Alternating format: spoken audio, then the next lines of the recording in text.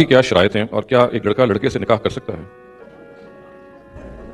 میں نے ابھی آپ سے عرض کیا کہ اللہ تعالیٰ نے یہ جو ادارہ بنایا ہے نکاح کا، خاندان کا، یہ اگلی نسلوں کی پیدائش کے لیے بنایا ہے۔ اس ادارے کی بنیاد ہی یہ ہے، ورنہ اس کو بنانے کی کوئی ضرورت نہیں۔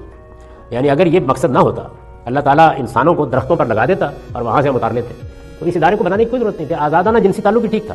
یہ ادارہ ہے جس کے لیے ایک مرد اور عورت کا انتخاب کیا گیا ہے، انہی کے درمیان میں اس تعلق کو جائز قرار دیا گیا ہے، انہی کے لیے یہ لازم کیا گیا ہے کہ وہ اب اس تعلق کا کسی اور سے تصور بھی نہ کریں، اپنے اس تعلق کو اسی خاندان کے اندر محدود، تاکہ وہ رشتے وجود میں آئے، وہ وفاداری وجود میں آئے، وہ گھر وجود میں آئے، وہ خاندان وجود میں آئے، وہ آپ کے دادا نانا وہ پیدا ہوں جس سے اس بچے کو تحفظ ملے۔ تو یہ اصل میں اگر اپنے پیچھے چلا جاؤں، آج تو ہو سکتا ہے کہ کوئی افلاطون ہو، کوئی ارسطو ہو، میری جو ابتدائی 20 سال کی زندگی ہے جس میں میری پیدائش ہوئی ہے، میں نے جس میں چلنا سیکھا ہے، جس میں کھانا سیکھا ہے، جس میں بولنا سیکھا ہے، جس میں میری تعلیم ہوئی ہے، اس زندگی کو پروٹیکٹ کرنے کے لیے یہ ادارہ بنایا گیا ہے۔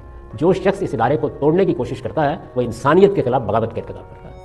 تو اس وجہ سے اسلامی قانون کے مطابق یہ رشتہ صرف میاں اور بیوی ہی میں قائم ہو سکتا ہے۔